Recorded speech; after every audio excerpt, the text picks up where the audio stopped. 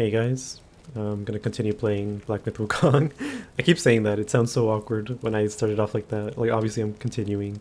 I should think of an intro. Whatever, anyways, going on. What secrets did Master Pig whisper to you just None now? of your business. I've let go of our blood feud, but he still holds so much hostility. Maybe he has a reason to do so. My brother's minions are everywhere. Stay close to me, kind monkey. I don't know about that one. Brother and I used to play around there. The Valiant Six had their ways of amusing us. What fun we had together. Yeah, I don't really trust her. If Bajia doesn't trust her, I don't trust her. I'll get through this hole, and you can pass by that track ahead. I don't think she'll do anything so far, but on the long term, definitely don't trust her. He may be a weirdo, but he's not wrong. Well, he's a really big weirdo, but he's not My wrong. paws beat your feet. Okay, this is not a competition. Lots of barren lands. Okay. That's Father. He's right there. Father. My brother's Samadhi fire has obstructed all paths uphill. To quench it, Mother's Punch and Fan is a must. But she never... Come with me! What is back there? You can afford to wait for me a little, can't you?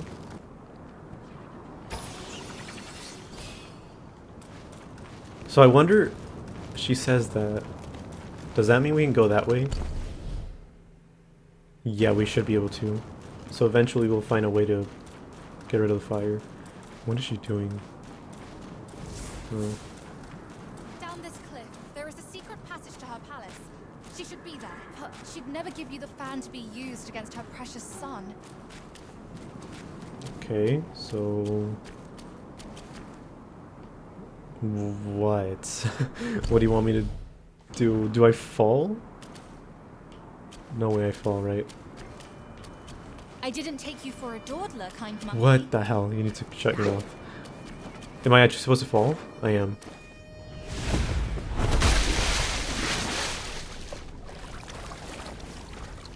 Ooh. Will. Got it! Furnace Right Valley. nearby, there is a deity we can turn to. One said to be Mother's old friend. If we could persuade him to come along, maybe he could talk Mother into giving us the fan. I'll go find him. Be careful out here. Okay, you just want me to do your bidding without helping out. Well, I guess that's helping out. We're looking for the guy. Oh crap! That's critical. I hate you. Oh wow.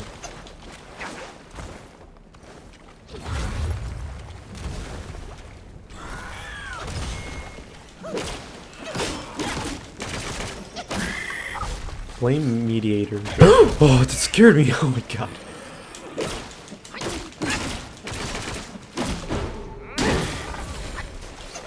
I didn't even pay attention. Do they blow up? No, they don't. Where did they come from? That scared me. Using the gourd moderately increases burn resistance for a short duration. That sounds like it could be useful, but I don't know. I kind of like what I have right now. Searing fire. Eternal life, a simple dream. True ascent, a distant gleam. The world seeks shortcuts, lost in their quest. With countless sacrifices, they never rest. Outside the walls of the kingdom of sacrifice, atop the mountains, stood the Fume Fire Temple. Renowned for its ability to reform wayward youths from fallen households, the temple was spoken highly of for guiding lost souls towards righteous paths. This tale, as told by a landowner, is about one such disciple. Was that Zhao San? Zhao. I think it's Zhao San. Zhao San. Zhao San was a vagabond. He beguiled guests of brothels into lavish spending, and one of his patrons turned out to be landowner Wang's son. He soon found himself pursued by the authorities and facing a trial against Wang. A Taoist from the Fume Fire Temple happened upon him and offered sanctuary. From that point forward, Zhao San immersed himself in the pursuit of wisdom, practiced diligently, and dutifully undertook tasks assigned by his master. One day, when he descended the mountain on an errand, he came across Mein Yang, a concubine being mistreated by the wife of a household during their journey to the temple. Without hesitation, Zhao San intervened, rescued Mein Yang, and brought her to the temple to shield her from the cruelty of that family. With nowhere else to turn, Mein Yang was welcomed into the temple by the master and became a disciple. Filled with gratitude for Zhao San saving her life, she tended to the temple's chores. Over time, she repeatedly sought to become Zhao San's spiritual partner, yet her advances were always rebuffed. I'm starting to wonder, when they say spiritual partner, or partner in like Tao and whatever, do they mean like romantic partner? Like a partner not just platonically, I guess? Because if they do, it would make a lot more sense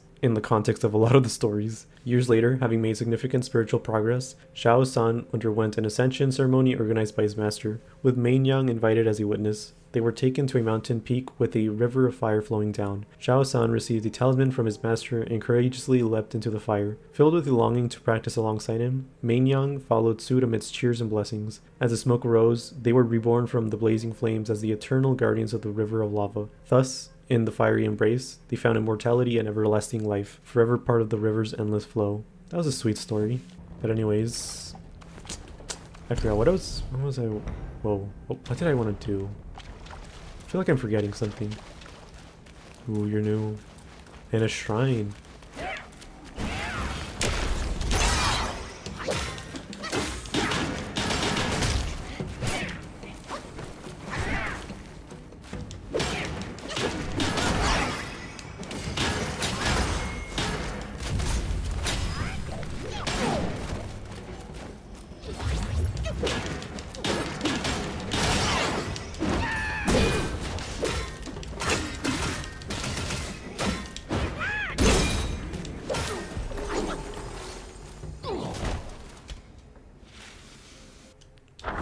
Earth Rakshasa, round eyes that gleam so bright, a body drenched in blood's light, with a 7 treasure hat adorned, a sincere heart, though face is scorned. The Earth Rakshasas were descendants of the Sea Rakshasas, born during their exile. Due to the different will of their new home, they did not grow to the enormous size of their ancestors. Despite this, their loyalty to Princess Rakshasi remained as steadfast as that of their forebears. They strictly adhered to the precepts set by Rakshasi, diligently practicing their arts and shedding many of their old vices. There were many folk tales about Rakshasas being fond of eating human flesh, which was why villages near flaming mountains often sent their elderly to the stone temple as offerings. In truth, the Rakshasas of Flaming Mountain did not eat humans. On the contrary, because their immense strength could easily harm mortals, Rakshasi gave them specially crafted heavy shields and instructed them to focus more on defense than attack. However, if pushed to their limits, they would still unleash their fire-breathing abilities. Even though the Earth Rakshasas had made many changes, people still screamed and fled in terror at the sight of their fearsome appearance. But from the perspective of the Earth Rakshasas, weren't those screaming mortals just as terrifying?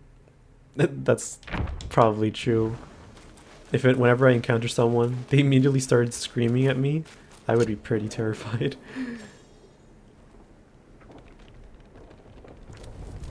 So I'm guessing I have to be wary of their fire breath. I didn't see that one breathe fire. Maybe when you destroy their shield, they start breathing fire. Okay. Oh, scare the crap out of me. Oh, this is a different one. You don't blow up, do you? Nope. Scorching fire. I feel like the names, they might be exact translations, you know? Like some name, I'm not sure, but I know like at least in Japanese, sometimes there's like different, how do I explain it? I'm not really sure myself, but I think they have certain phrases that have like almost like double meaning, and one meaning is kind of like a name, but then they have like another meaning that's like almost like a phrase, you know? Like if I gave, like scorching fire probably has a specific name, which is the name, and then it also means scorching fire. But then when it's translated to English, it's probably translated literally as scorching fire. Or maybe it's like that. I don't know. Because I think Chinese and Japanese have very similar aspects in like their mythology. And like I know they use similar, like, what do you call it? I forget what they're called. Like the symbols, the letters. But anyways. Ignorance ignites a fool's fire, daily anguish in a somber mire. Enduring a life of ceaseless pain, they yearn for death, not celestial gain. Legend has it that during the reign of the Yellow Emperor, an official of pottery named Ning Fengta, Ning Fengta, learned the art of fire with 5 colored fumes from immortals, and tried to ascend by roasting himself over the flames. Some say he achieved ascensions, others claimed he burned himself to death. No one knows the truth. The tale we have here is recounted by a runaway disciple from the Fume Fire Temple in the Kingdom of Sacrifice, a place rooted in the art of the 5 colored fume fire. The master of the disciple served as the abbot of the temple. One day, the disciple accompanied his master for some liquor in town, and they came across a fugitive being pursued by officers. As the temple was short on help, and the fugitive was a wealthy one, they offered him shelter. This man,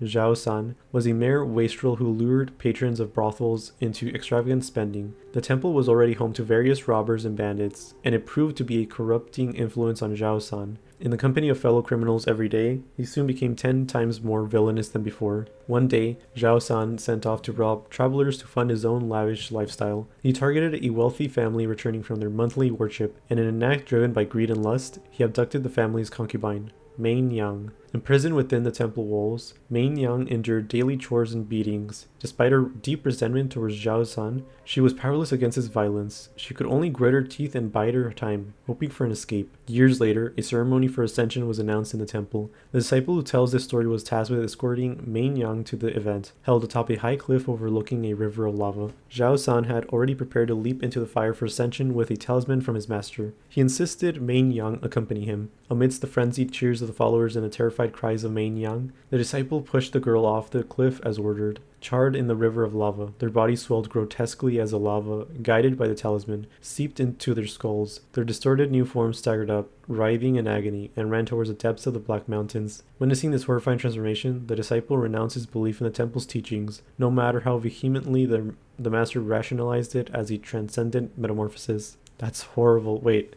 I'm going to assume that this is the correct telling of the tale, that the last one was more like very nice fairy tale-y way of looking at it, because this one's kind of like a third perspective, and it gives more details and also explains how. Yeah, I feel like this one's the correct one, so that's horrible.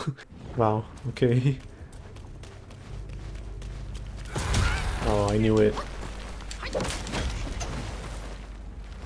I misclicked. I meant to click rock solid. Oh, I'm still burning? Do something.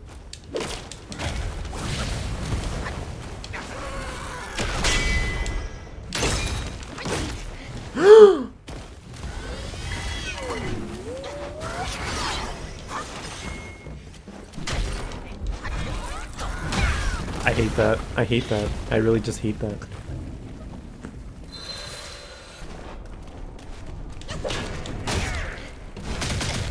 Whoa.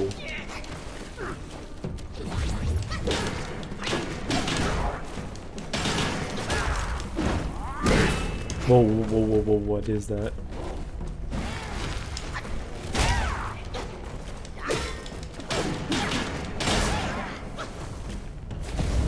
Oh, there we go.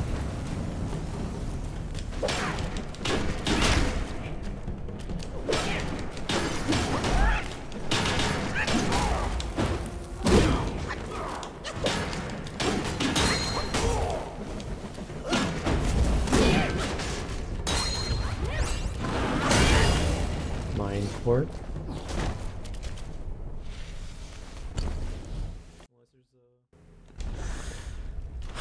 Unless, if there's a shrine nearby, I want to get it first.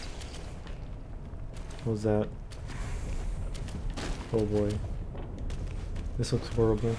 Look, monkey. Where? What?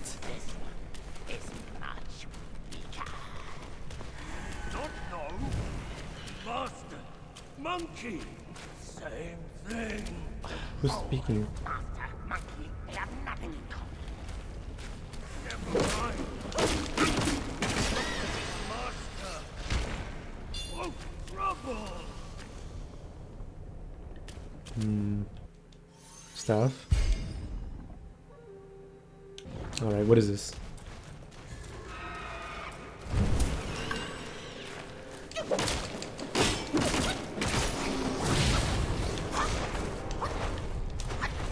Bro.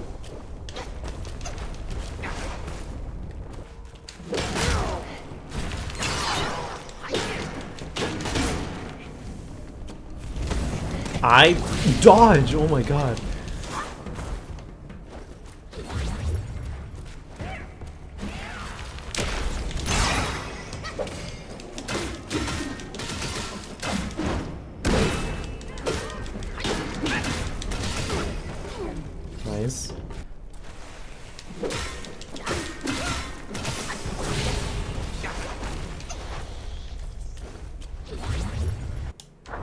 Flameling.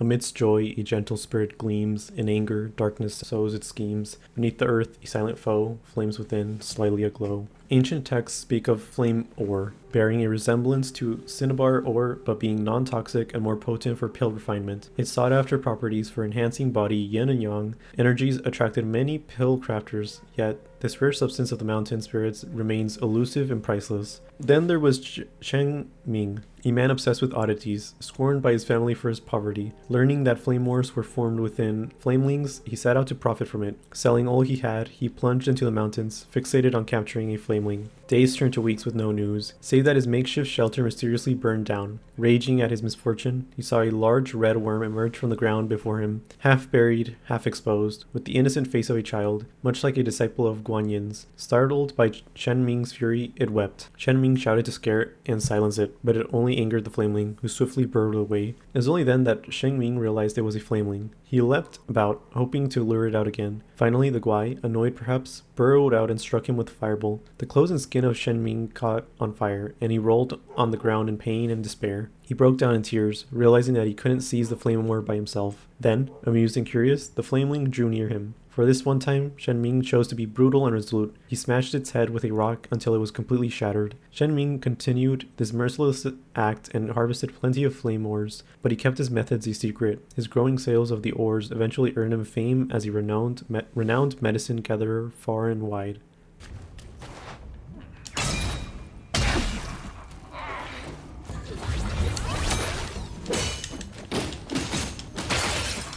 I'm sure this is gonna be a one-way trip.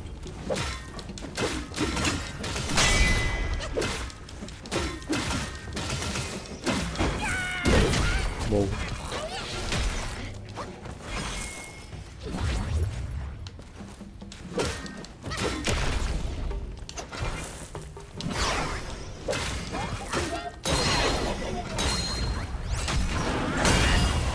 Oh boy. I'm kind of surprised I didn't get burned. Oh, I'm getting burned now. Oh damn, I'm gonna get burned. Does it hurt me even when I'm in the animation? It does not. Turtle treasure. You better be worth it.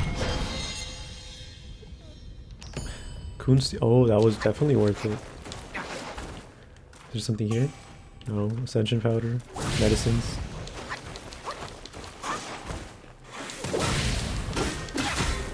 I'm gonna die. I died. Oh, that's fine. I got what I wanted.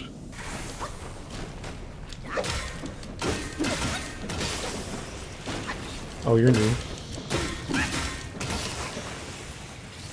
Maybe not.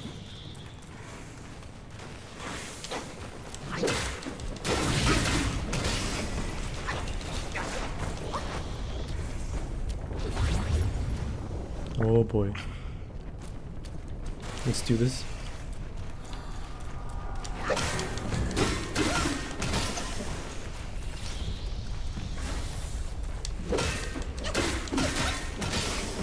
Where are you?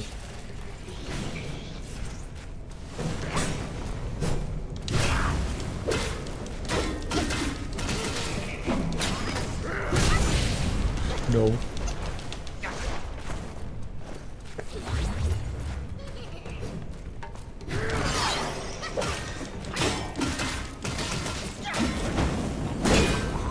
That was insane. Nice.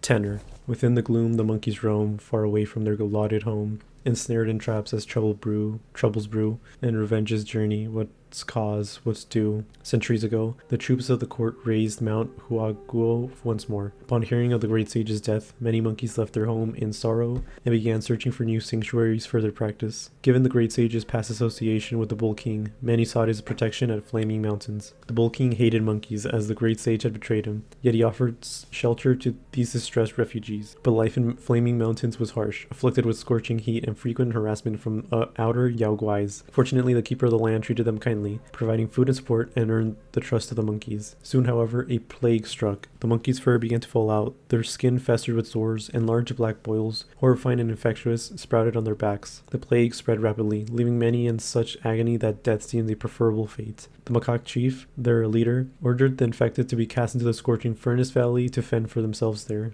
Abandoned and dying, these monkeys cursed their former kin. As death neared, the keeper came and saved them with astounding cures. In weeks, their skin healed. In months, their spoils burst and revealed dark wings. The keeper taught them to fly, accepted their loyalty, and enlisted them as his 10th ranked minions, named the Tenors. Their first task was to purge the camp of the macaque chief. Ruthlessly, they slaughtered their kin, sparing only the cunning macaque chief, who managed to escape to an unknown fate.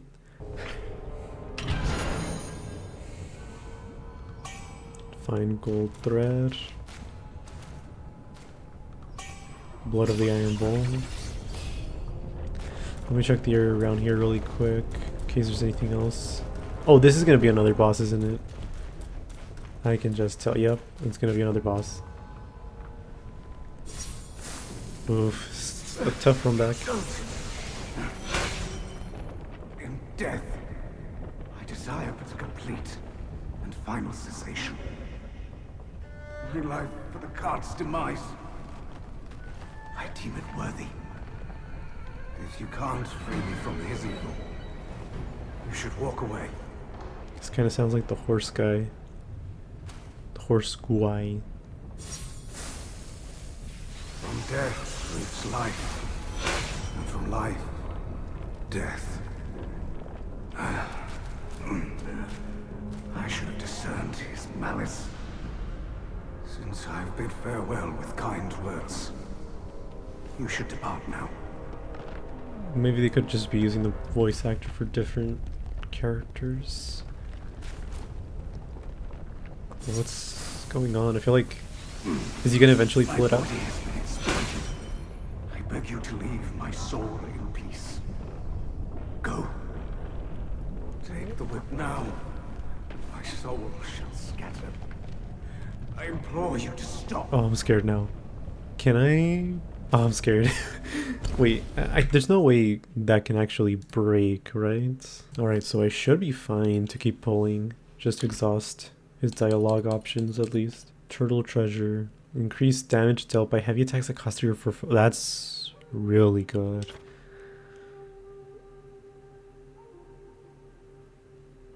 That's a decent one as well. Is it as good as overall attack though? Who knows? Who cares? Okay, I'll pull it one more time, see what he says. I seriously thought it'll shatter the rope. Why? I should let go. I'm so scared, please. I cannot rest in peace before my body is freed from darkness. One last time. I think I haven't heard that one before. Why? I should let go. It keeps saving. I cannot rest Okay. in peace He's repeating. before.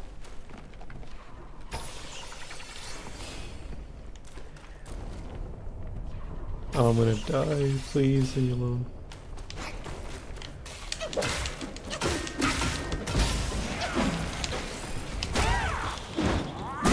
No, no, no, no. Oh, whatever.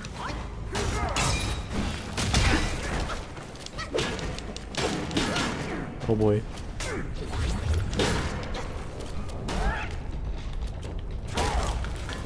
Oh, it's... Wow. He doesn't burn, right? I wonder...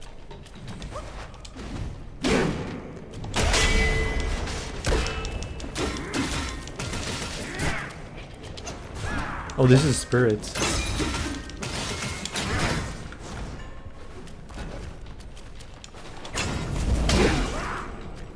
Nice. Well... Okay, actually this is good. This is really good, actually. Oh my god, I got scared. I thought his spirit was gonna go through the ground. Well, it did, but that was gonna be unreachable. Alright, this is good. This is really good. I think. Oh, those rocks. One of them's gonna be... Oh boy.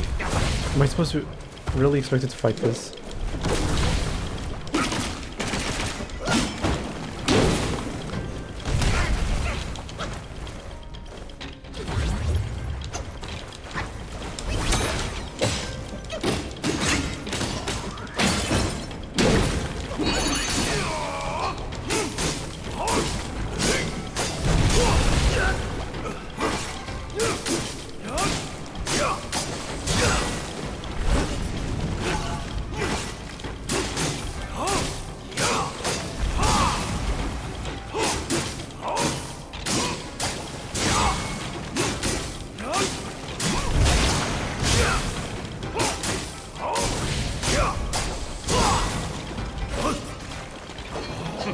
Oh, I wasn't able to.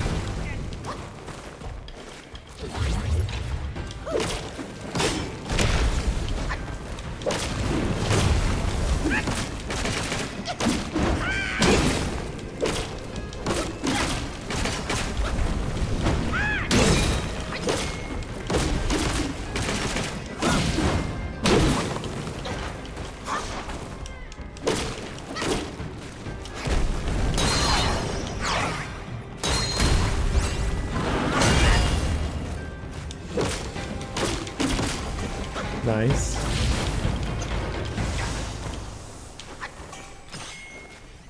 Somebody fire crystal. Come on, please. Alright. So it was worth going here then. I'm gonna get to safety before I try anything. Flint, Chief, Spirit. Ooh, nice. Staff of Blazing Karma. I need 2 more Samadhi fire crystals. Less attack but more defense. A lot more defense. And burn resistance. Charged heavy attack and smash stands that cost over 3 focus points, inflicting bursting lava effect on the ground. This actually seems pretty good. Less damage, but increased defense is pretty good.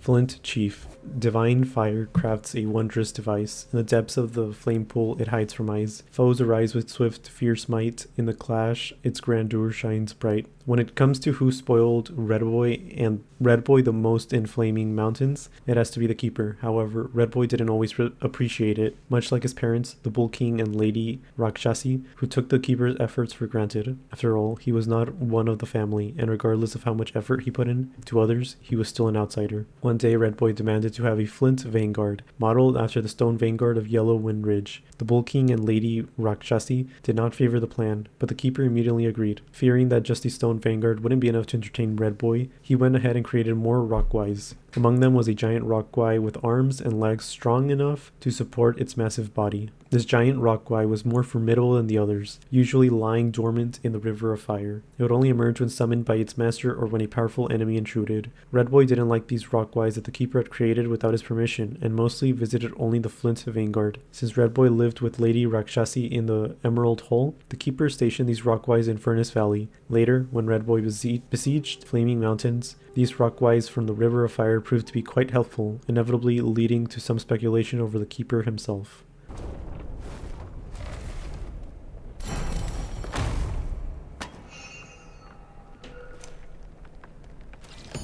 Celestial Ribbon. That's upgrading material, if I recall correctly. Mine core. I should visit the village. Oh boy. Cart. Wanted monkey, wanted star, wanted dead or alive. 2 carts? Oh no.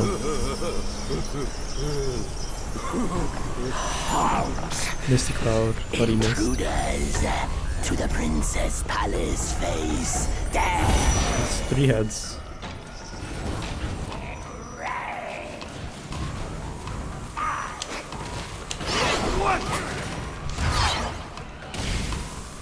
Oh, that was an instant attack. Show him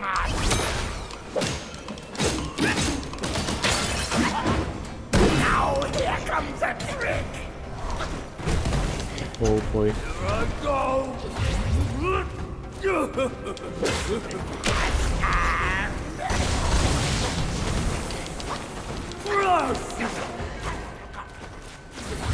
Oh my. There's definitely gonna be there's definitely gonna be a boss fight where I need to learn the moves.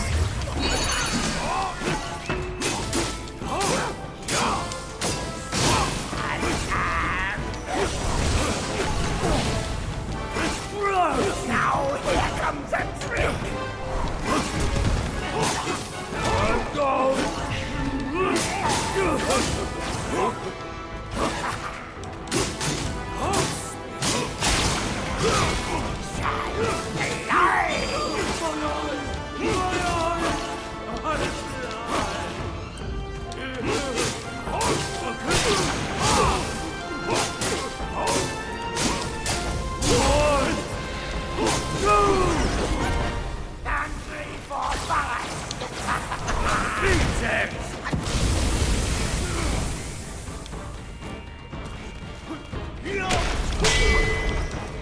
Oh, I thought I missed. Oh.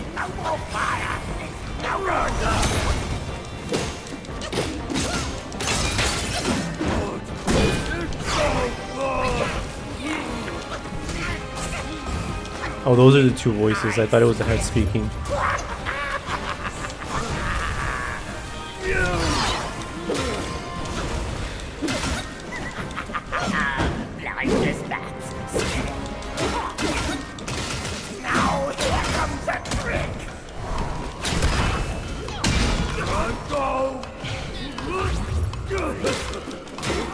Oh, maybe I can do this first try. Oh. God, what the heck is this doing? Oh, Monkey! Monkey! Where is he? My eyes are on him! Stand back, my turn! 1, 2, 3, 4, 5! Oh. I hate you. Wow.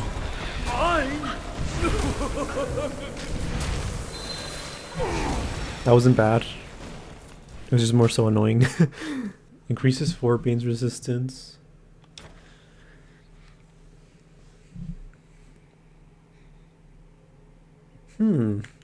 But a deflection attack. I'm tempted. I'm really tempted, actually. I'm super tempted, actually. You know what? I'm gonna try it. I can't help it. The parrying. I need to try it. Increase damage reduction after being hit. Eh. What? Oh my. Alright.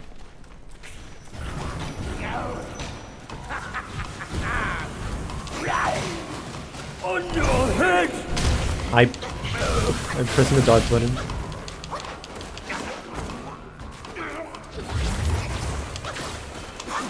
Three shots. Now here comes the Here I go!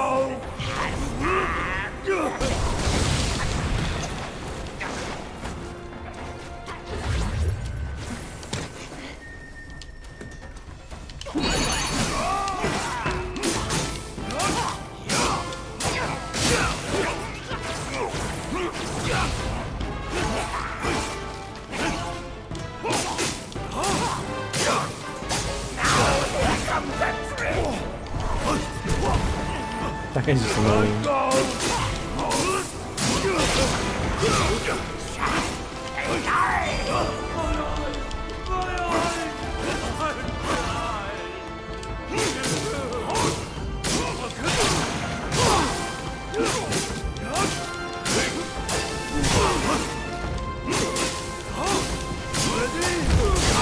Oh, does that still parry him even?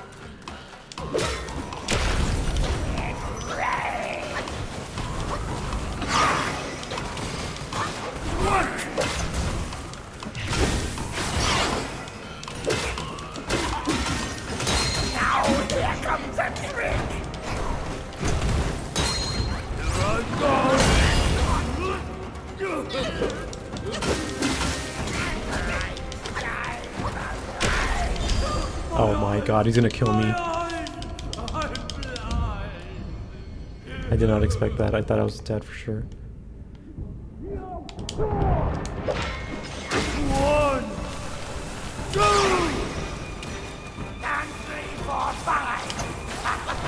Insects! Ready? Monkey! Monkey! Where is he? My eyes are on him! Stand back, hunter! Nasty monkeys!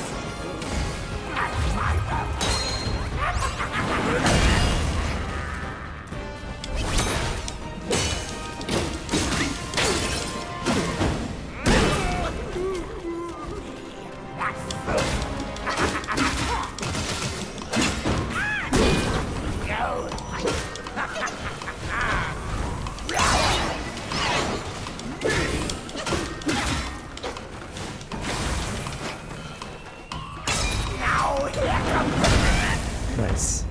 I can't believe I missed that blind fool.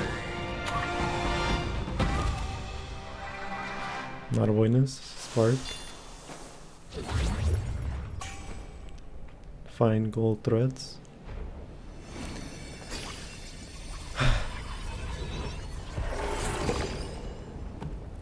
Alright. Misty Cloud, Cloudy Spirits, Spirits, of course.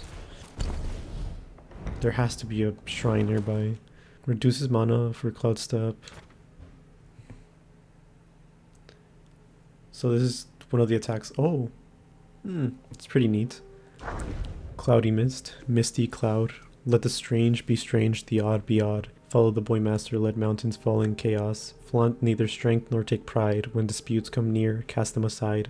Once upon a time, there were 3 Yaoguais who shared a single body. They aspired to earn the title of mountain deity, and thus, with their bribe paid, they targeted at a blind mountain deity of Mount Hao to take his place. Although the mountain god was blind, his hearing was exceptionally sharp. He was highly skilled in the art of smoke and fire, able to release smoke to conceal his movements. Whenever the 3 Yaoguais came to provoke him, he would immediately vanish into hiding. One time, the 3 Yaoguais combined their powers to emit a sweeping flash of lightning, forcing the mountain deity out of hiding. The mountain deity cried out, waving his incense sticks wildly. The 3 Yaoguais, being clumsy, couldn't dodge and got hit. Seeing their clothes catch fire, the 3 Yaoguais forgot about the mountain deity and started blaming each other. As they quarreled, a burst of laughter echoed from the cliff. A young boy with red skin and white hair sat there, watching them as if enjoying a show. Embarrassed and angry, the 3 Yaoguais and the mountain deity temporarily set aside their differences and attacked the young boy. The boy, finding it amusing, wielded a sharp spear and sparred with them. Unexpectedly, the mountain deity's smoke perfectly concealed the clumsy body of the 3 Yaoguais, while the Yaoguai's lightning provided opportunities for the mountain deity to attack. Together, they managed to fight the young boy for several rounds. It wasn't until the boy used his samadhi fire that they fell to the ground,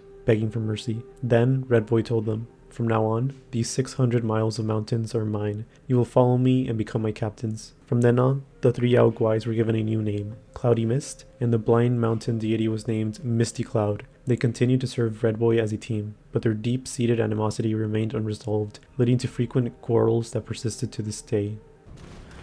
Alright.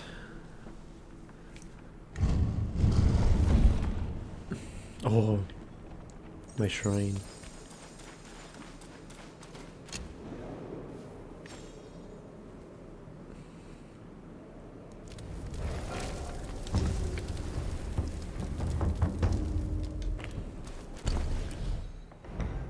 Huh. So I can go to the right then.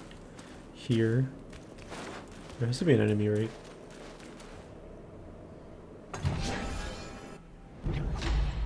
Mana.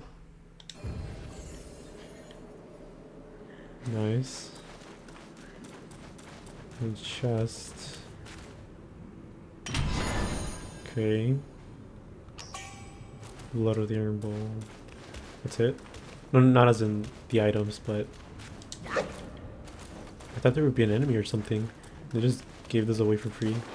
I mean, I guess they could be the reward for fighting the bosses, but that's a new enemy. This palace is forbidden. You've dishonored my king. Did you say so?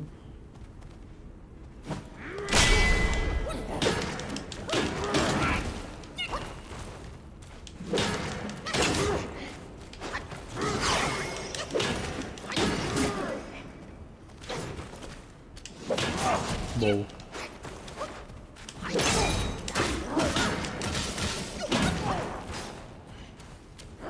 He doesn't get hurt by that, so... Uh-huh. What are you gonna do about it? Nothing? You're just gonna sit there? Does he... Uh-huh, come on. Come on. Is he just spinning circles? Okay, finally.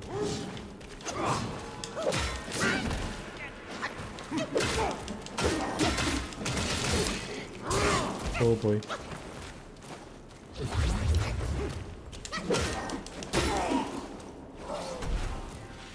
No? Oh, I thought... maybe I fought him when I was fighting alongside, or fighting that one guy at the beginning, the guy with the axe. Fine.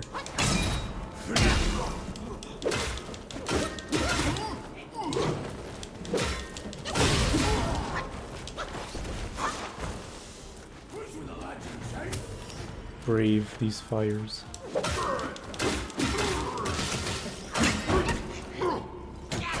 I knew. They always do like a two combo. That's a new one. I'll continue exploring. Oh my gosh. I'll continue exploring the lava.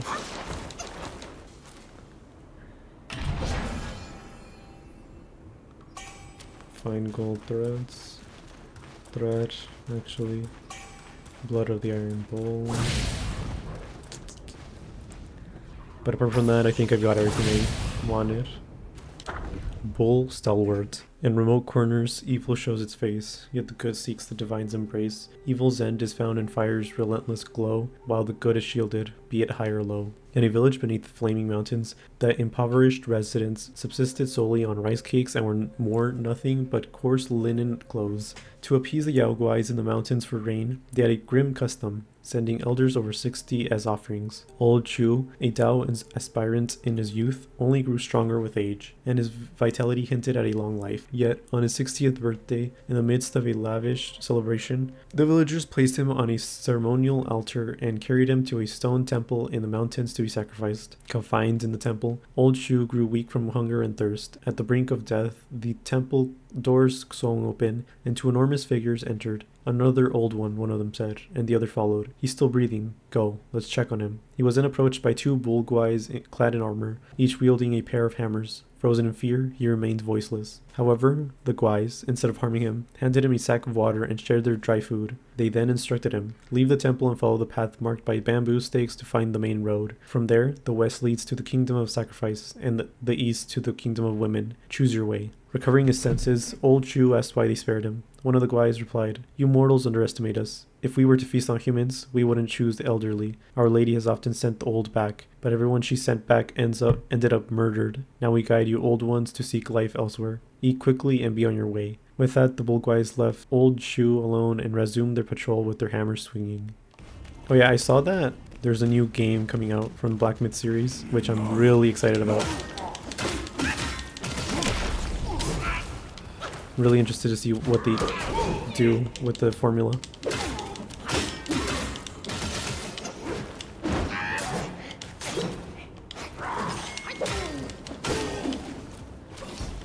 Because so far I really like this game.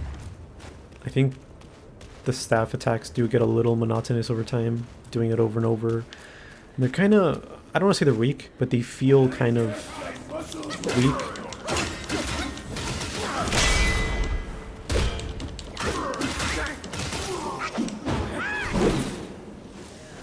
It's not gonna die, is it? Oh, I hate you. I don't need to kill this guy. I can just kill these guys over here. But what if there's an item I can get from him? Oh, well, too bad. I can't.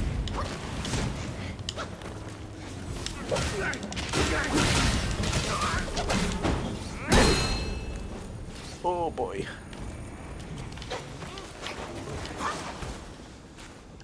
Maybe this is a shortcut. Oh.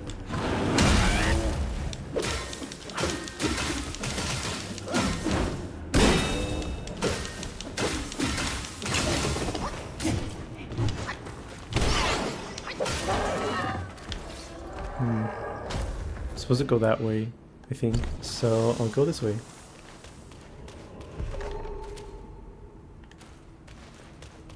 Wow.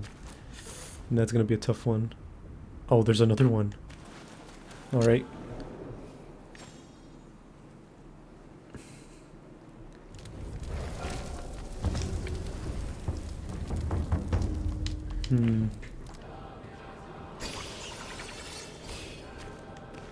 Alright, here's another one. I think that was only 2 of them that I saw. So I should be fine. Ooh, that's really nice. Finally. My blam brew. And it's you! Hello there. Finally. Anyways, let's speak. What comfort does this heart implore? A humble drink, its solace I adore. A fine brew deserves a fitting gourd. Here, take this. What?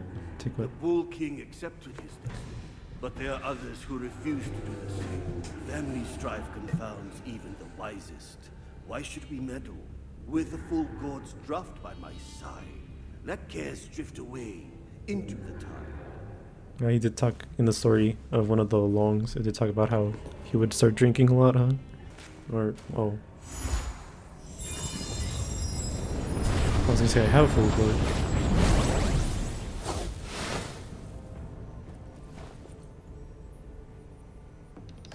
Supreme Gourd.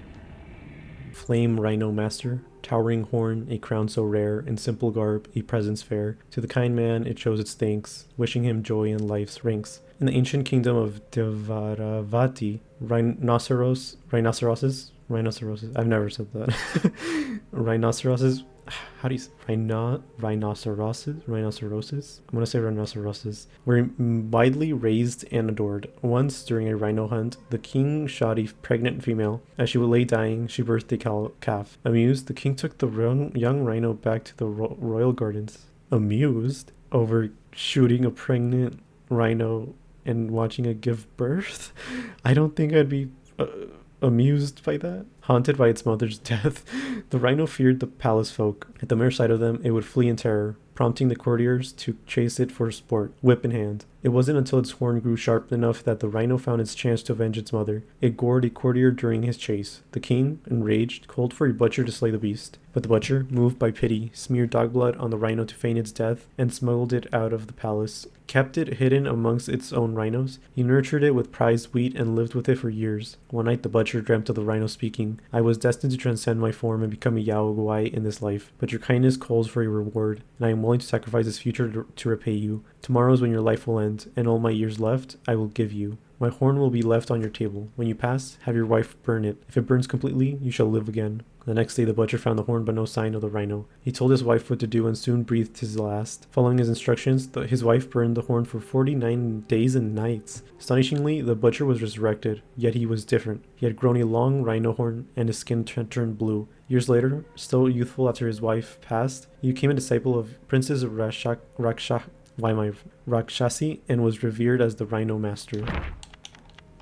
Bull Governor. The old bull's halberd tip gleams, karmic flame scorches shoulder seams, guiding souls through life's end, toils endlessly in the mortal land. In bygone days, a young boy hid in a neighbor's storeroom to play with fire. Accidentally, he ignited the items inside. Fearing punishment, he attempted to extinguish the flames himself, but they quickly grew out of control. The entire storeroom was consumed, and tragically, the boy perished in the blaze. His death left behind a great calamity. The neighbors demanded compensation for the lost items from his parents, while his parents demanded compensation for their son's life. The argument raged on, and even on the 7th day after the boy's death, the day that his soul should be fetched, no resolution was reached. With the ritual at the funeral disrupted, and the bullhead and horse face, the soul fetchers refused to escort his soul. Seeing his subordinates' reluctance, the bull governor decided to escort the boy himself. As they approached the boy's home, they heard the sounds of his parents quarreling with the neighbors. Entering the courtyard, they saw the boy's parents accusing, "Our son died in your storeroom. Who knows if he stumbled upon some illicit activity and was silenced?" The neighbors retorted, "Our storeroom held valuable items. Your son must have had thieving intentions, causing the fire. You must compensate us." Their heated dispute eventually ended up violence. The bull governor asked the boy, "Did you ever foresee this outcome?" The boy, filled with regret, wept bitterly. The bull governor and his compassion said, "Enough. Such chaos on a soul-fetching day is disrespectful." With that, flames erupted from his shoulder, and he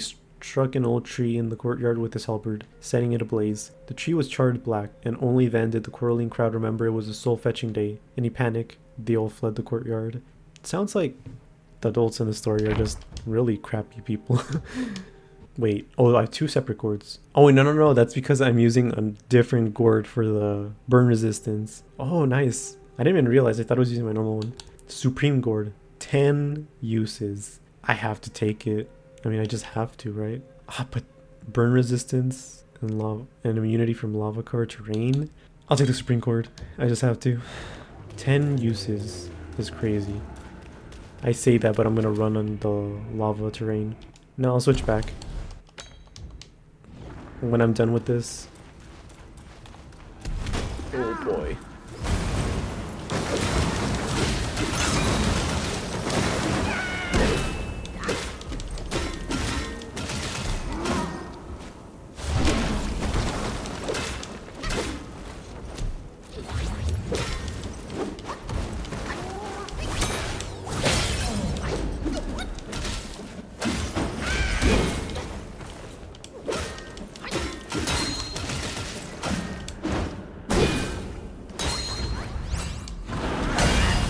Nice.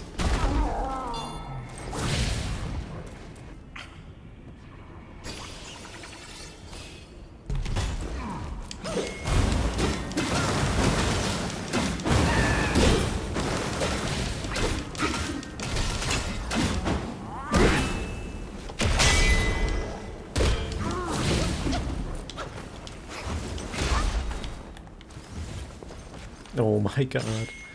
Come on.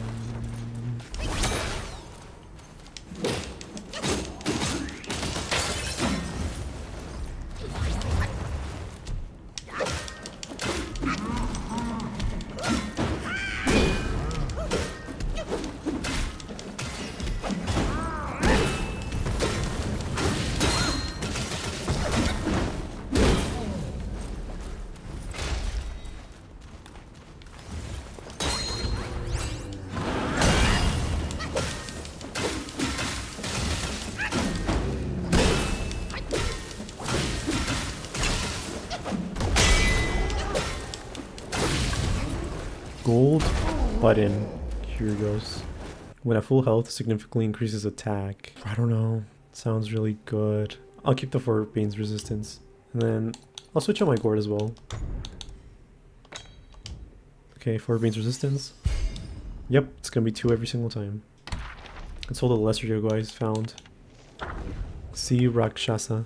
My land is harsh and my looks stern, yet at their scorn I never turn. True valor looks not on the skin, I should have known who is my kin. Lore tells of the great kingdom of Rakshasa beyond the western seas, where the sea Rakshasas call home. Renowned for their peculiar features, they differ starkly from those on land. One year, sea Yao Guais were reported troubling a temple by the sea. The princess of the kingdom was tasked with the expulsion of Yao Guais. A devout practitioner of Buddhism with formidable powers, she dismissed her entourage and resolved to confront the Yao Guais alone. As she recited scriptures loudly in the temple that night, she saw several towering figures kneel at the door, grotesque in form, lumpy heads, twisted mouths, 3-holed noses, and eyes upon their foreheads. Startled by their hideousness, the princess fell to the ground in fright. The figures, too, pointed at her face, screaming in terror, and hastily fled. Intrigued by their unexpected reaction, she called out to them. The fear that drove them to run was quenched only after the princess resumed her chanting. They cautiously returned and conversed with her, after which she learned that they were sea Rakshasas seeking spiritual practice. The princess welcomed them in. To avoid alarming the people, she fashioned gold, gem-studded masks for them. Soon, the Rakshasa king granted them massive shields and appointed them as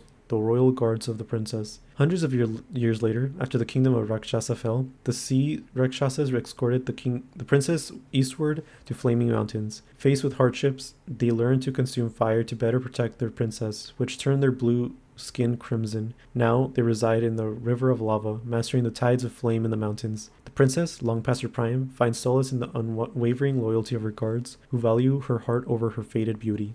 Long aura amplification pellets. Might as well get the formula. Plus 18. By the fact that I have one more vine, I'm assuming that there is other gourds that I can upgrade. Anyways, the lamb brew. So increase slots for soaks, reduce the amount of health recovered from using the gourd. Okay, let's do this. Good, good. Oh, it changed appearance. This truly is the finest mortal brew. And then the rest I can keep on going with the wine, coconut wine.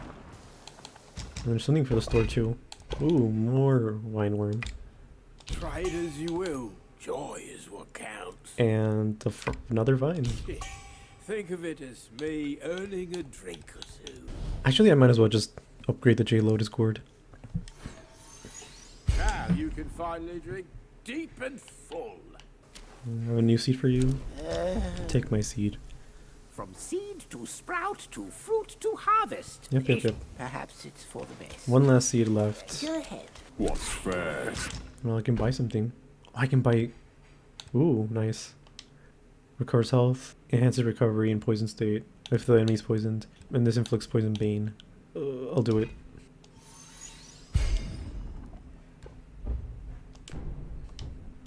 I have 6 relics. We only have 5 slots for the relics. I guess the 6th one is just like to end the game or something. Unless the monkey we are right now is the 6th relic. That would be a very interesting thing. Then... Wait, now it's called Dry Spirit instead of Lamb Brew. Interesting. 18% health, but slowly recovers 48%. Alright. I want you. I actually want the purple veined one. I think it'd be useful. What is this? Keep this cicada safe with you. Huh? It'll come in handy. Enough about your brother. If you care for him so much, why not go back to him and give me some peace?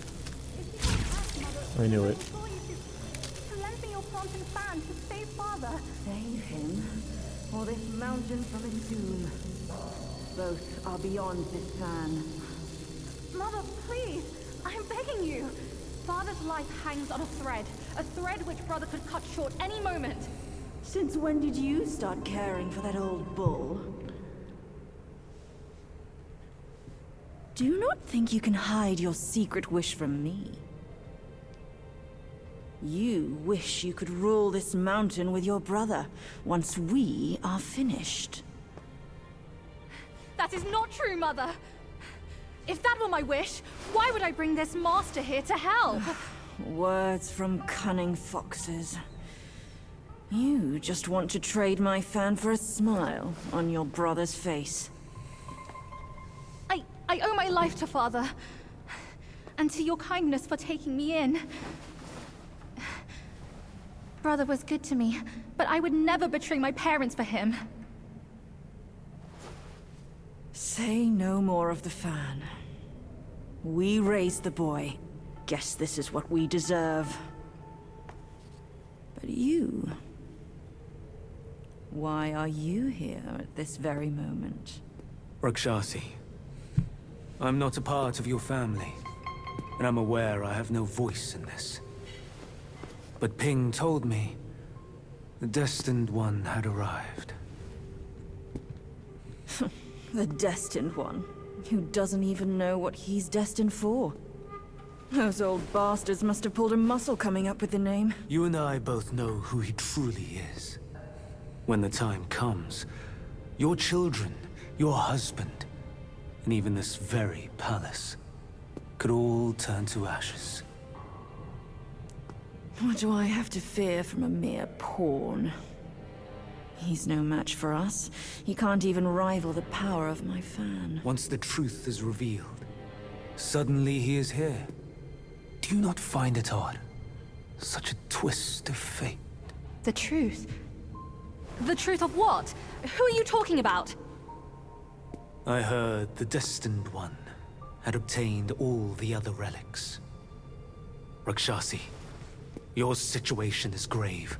Do you not see who mandated his return? Were those relics really bestowed for your good? Perhaps amid these schemes and plots, we've unwittingly become stepping stones for his rebirth. For others, I care not. All along, you are all I care for. I say we should leave together. That's kind I of vow weird. to treasure you dearly. Just like when we're up there. Isn't she married? I Or never maybe thought not. that one day you'd be the only one I can rely on. I am overwhelmed. Come, sit with me Is she faking? and tell me what to do. Don't let him, Mother! Don't you see? He's taking advantage of you! You lecher! I called for your help, not your treachery! How dare you! A child of a concubine should know better manners. When I first crossed paths with her, your bull of a father was no more than livestock, munching on a patch of grass. Have you no shame? Mother, don't be fooled! Enough of your endless prattle.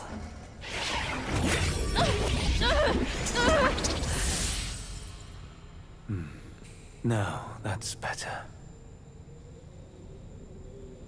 Rakshasi, have we not been this close since our time in Tushita Palace? Well, yes, I do miss the old days too. Oh, so there's a little more We going were on. so happy back then. What? What's in the blazes? No tricks here. It's just my hoof. You deserve to know before we kiss. You will live to repent this! Filthy lowlife! You dare take her form and beguile me! My old friend, wasn't it fun? Have we not been this close since our carnage in the fox den? You abhorrent fraud! My candid words were wasted on your foul ears! Candid my hoof. Your revenants are everywhere. I thought you'd have better lies. Not gonna lie, I respect. Quick on your heels, huh? Well then, boy, let us teach this brazen adulterer a lesson. Vile beast! Your savagery knows no cure! But you Keep her will from your behave once my sourceless water from Tushita drops.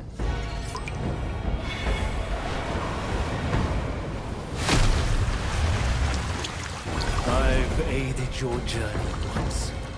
Now I shall aid you again on your way to death. Save your brothers.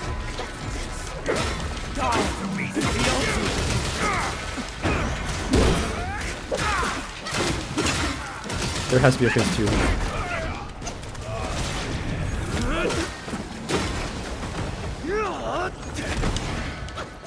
Anyways, yeah, I feel like I definitely respect Baji a lot more every time something happens. Yin yang to infinity. Okay, what is going on? Oh.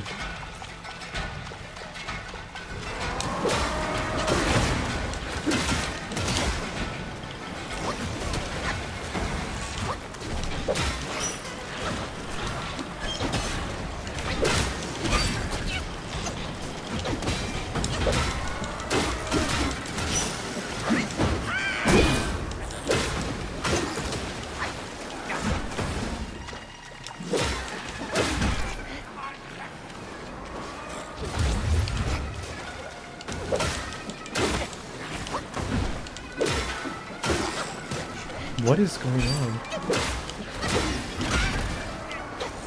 What? Oh, there's an effect. Oh, and they're shooting stuff. The archers. Do something, Baji. I just complimented how I respect you a lot more now, and you're not doing anything. What is... I wonder what the effects are.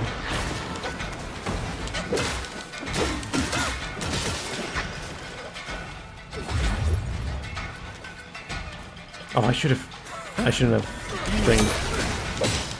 I forgot I had Lambu on.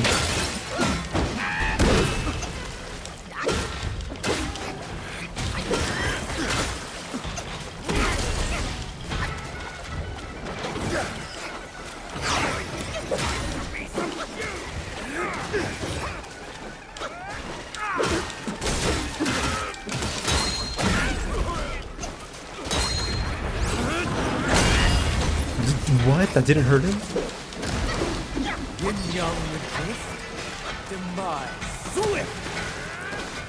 Oh, that's the horse guy. Did he kill him?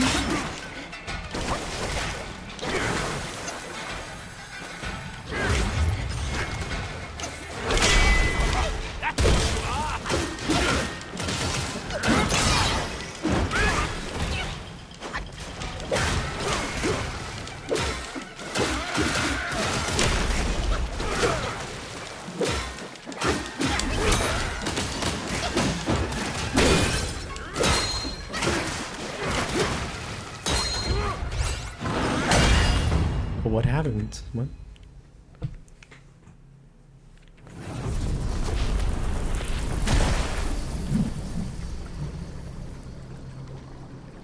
From yin and yang arises two sides. From land and sky emerges a divide. Now, you shall be feasted upon by my yin-yang fish. What a stingy host! Such a meager fish. Hardly enough for a platter.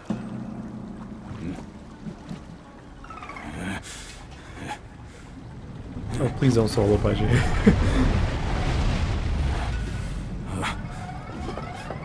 Oh, we should run. I knew it. Oh.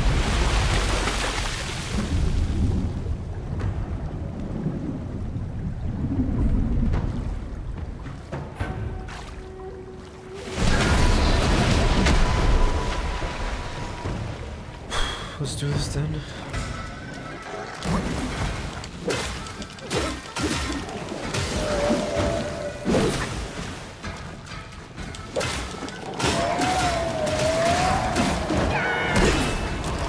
What is going on?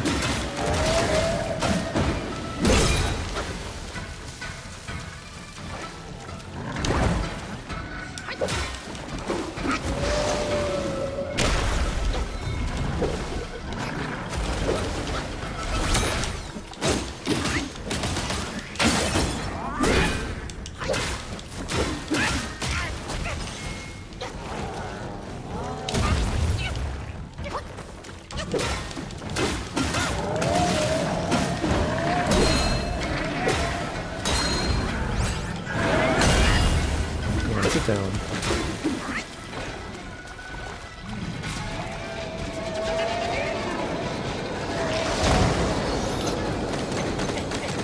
Move! No, no, no.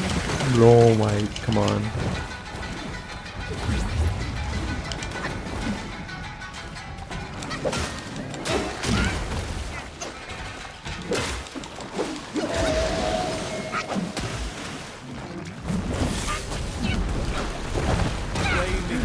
Oh, okay. That was a good first try though. At least now I know what to expect. Hmm? Oh, I guess I have to, there's a little bit of a run back. Because there's also a meditation spot here, which I wouldn't have gotten if I hadn't lost, I guess. I mean, I'm sure I would have seen it anyways.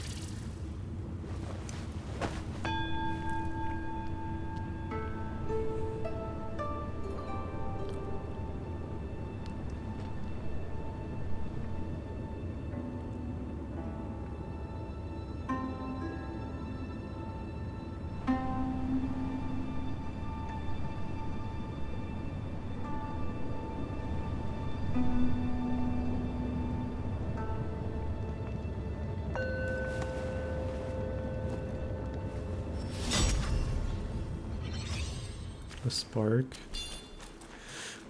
Actually, there's something over here. Long bomb. Drinks. Mythical. Each sip recovers 30% max health. Considerably increases damage executed by the next attack.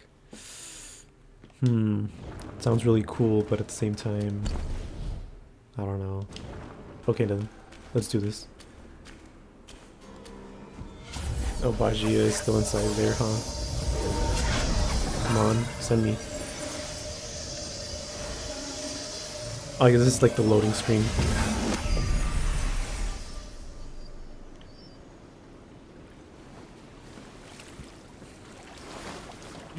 to have a death wish, then I shall oblige.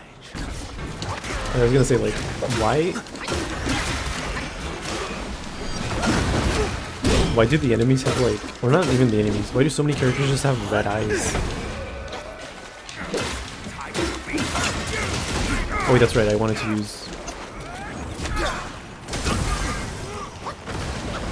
my spell rider.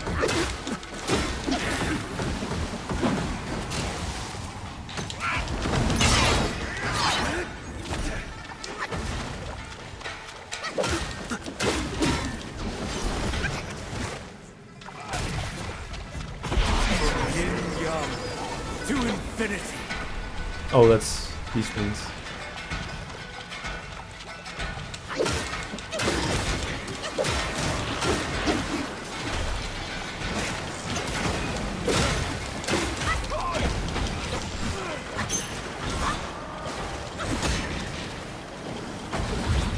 I'm here.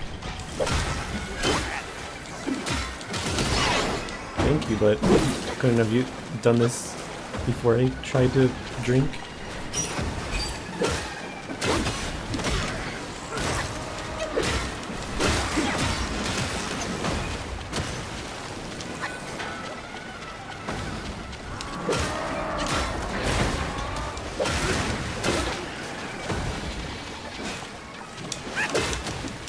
Whoa, whoa, whoa, whoa, whoa, why did I...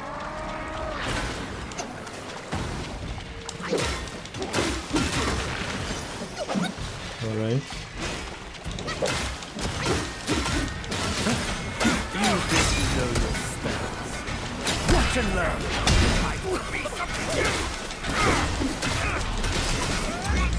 Whoa. Is this an attack? There's a world devoid of young wise like you.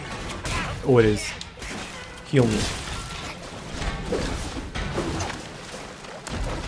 Endless meditations granted you no wisdom. No, I drank just as he was healing me.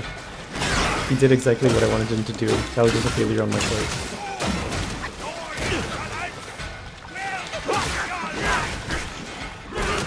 That was my bad.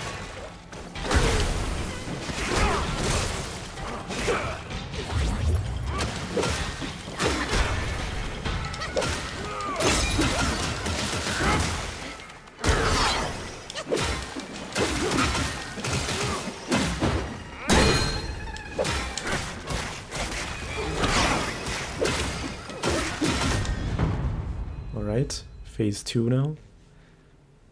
Which I cannot depend on Bajie for, so I gotta heal immediately.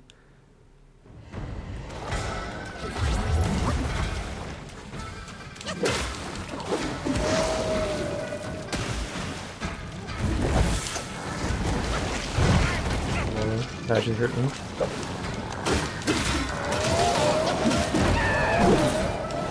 Oh, you're a tough one to deal with, aren't you?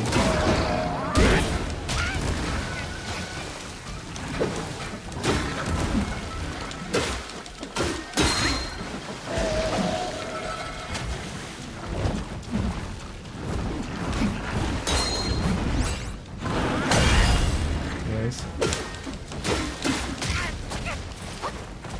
Oh wait, but Spellbinder means I can't use my... I probably wouldn't find it much use for my transformation.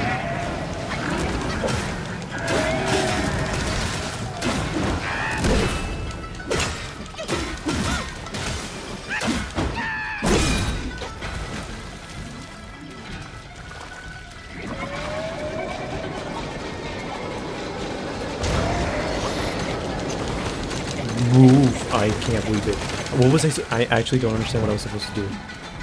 I genuinely couldn't have done anything. Whoa.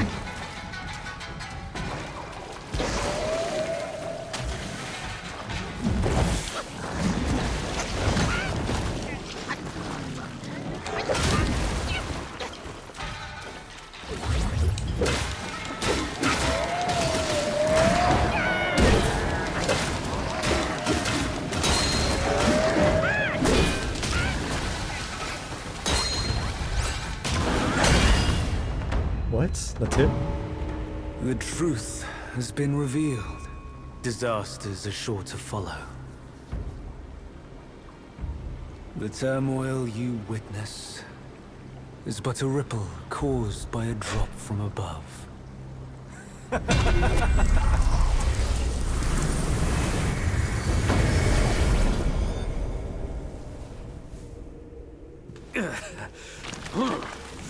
What?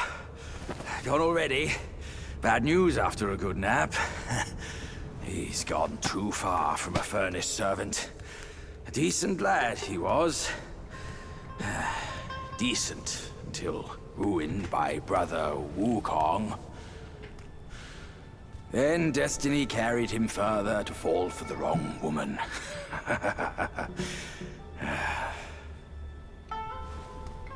You, go up this way.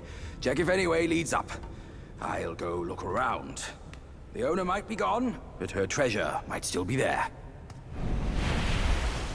Well, I already took one treasure, so I hope he wasn't looking for the drink. Celestial ribbon. Fine gold thread.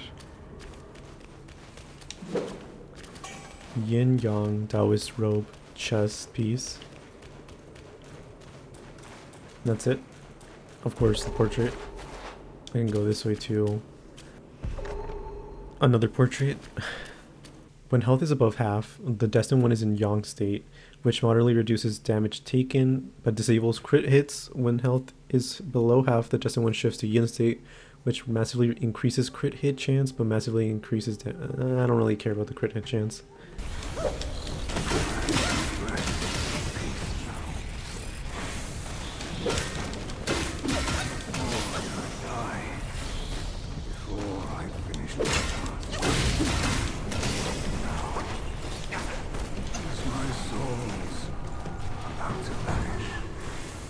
Oh, that's so sad. I thought I would encounter the horse guy once more.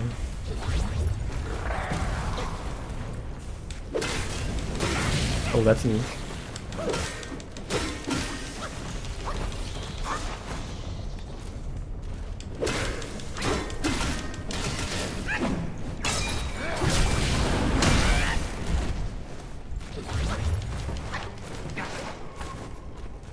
What are you doing?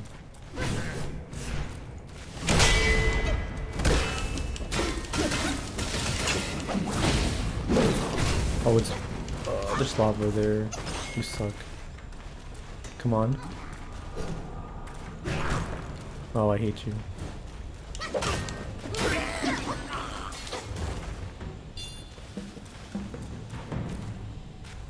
Come on, let's do this. Pull forcefully. I'm really sorry. It has lingered for you for too long. It's yours now. My journey of life. A fleeting dream. Dark thunder spells. In darkness, cunning change doth brew, slow of step yet resolute. Transform into a horsesquai, immune to thunder damage, inflicting thunder bane on the enemy. Focus built up before transformation can be converted for use afterward. Dang. Dang. Oh, that sucks.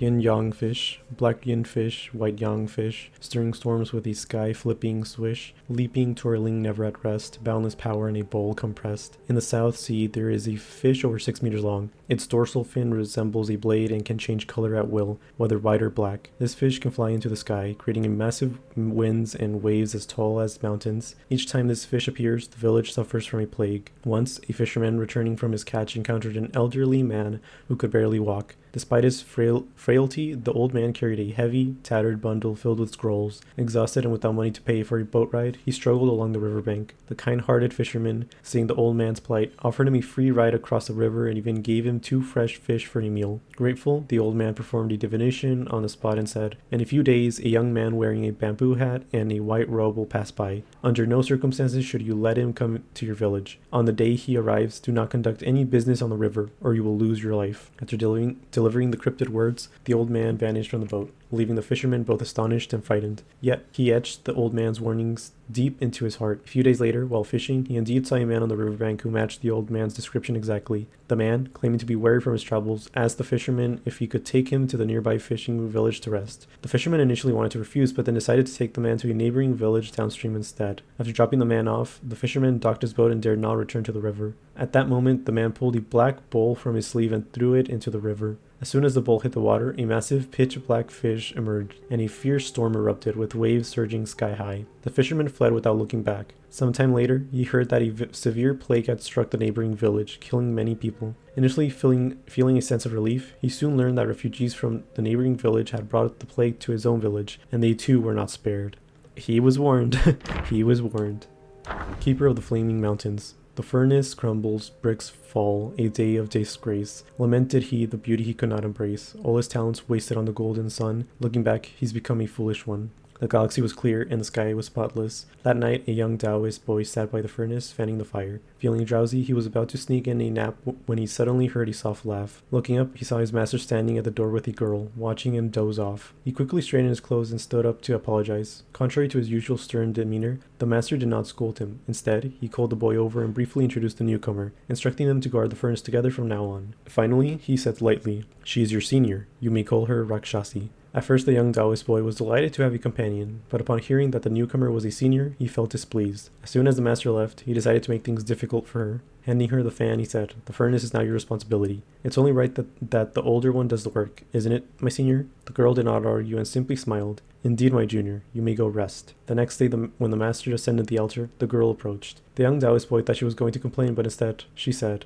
"Master, as a new disciple, it is only right that I fan the fire. However, the fan my junior gave me is a bit small and not very handy." The master glanced at the young Taoist boy and smiled. "If that's the case, I'll make a new one for you. You may as well wield it as a nice vessel." The young Taoist boy had not expected his usually strict master to be so kind to the girl. Gradually, he began to see her in a new light. From then on, they practiced together. He discovered that the girl was adept in both Buddhist and Taoist teachings. No matter what scriptures the master taught, she could always engage in discussion, whereas he often struggled to keep up, both in speech and thought. Later, when the furnace was kicked over, he was severely punished by the master. While other disciples looked on coldly, it was only the senior who volunteered to descend to the mortal realm to help him. In the mortal realm, he learned that his senior had her own cave dwelling and a group of loyal followers. The master had even granted her the title of earthly immortal as compensation. Sometime later, the master arranged for her to marry a Yao Guai king in the mortal realm. Though he felt a bit melancholic, he understood that he was ultimately unworthy of her, no matter how many dirty tasks he had done for the master. In the master's eyes, he would never be a match for her.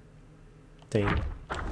Ma Tianba. In life, a brave heart met a noble lord, loyal and true, bound by a warrior's accord. Grateful and steadfast he sought to repay, unyielding in courage, keeping danger at bay. Ma Tianba was originally named Ma-Er. Flaming Mountains were scorching hot all year round, with not a blade of grass growing around. Anyone attempting to cross the mountains, even if they had a head of iron and a body of steel, would melt into a puddle. Despite this, some merchants, driven by the lure of profit, attempted to cross the mountain to trade horses in the west. Yet, upon setting foot in the Flaming Mountains, they were beset by Guais. None survived, except for one horse, which bolted and ran for 60 miles after sensing the danger. Exhausted and thirsty, it collapsed at the gate of a cottage. An old man named Shu, who lived alone in the cottage, took pity on the horse. He took it in, fed it, and cared for it. Gradually, the horse regained its strength and grew robust. The horse was intelligent and always responded to the old man's kindness with grateful neighs. The old man, seemingly able to understand the horse, said, "I was the eldest in my family. If you wish to join me, you shall be called Ma-Er, as my second brother." The old man treated Ma-Er with genuine affection, often going hungry himself to ensure Ma-Er was well fed. Ma-Er took note of this and remembered it in his heart.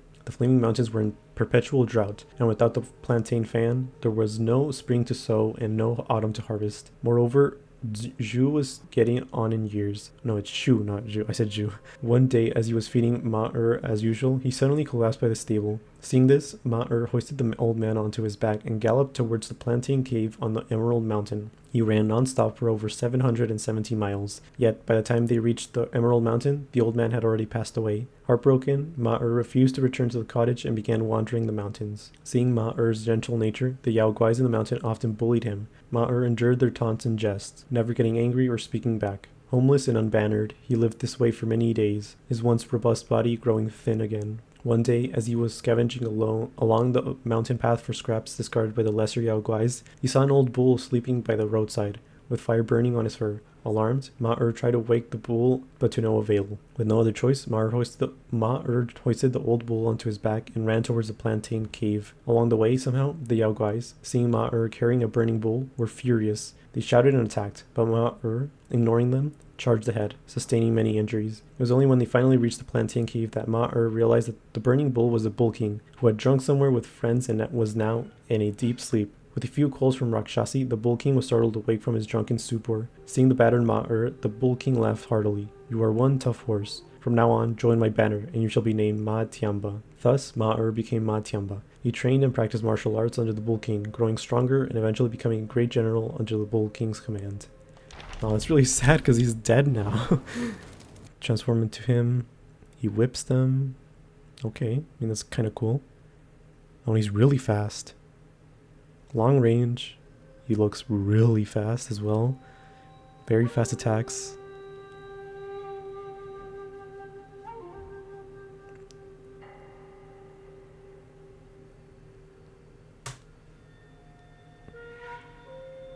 And then he has like a thrilled state. It's really cool.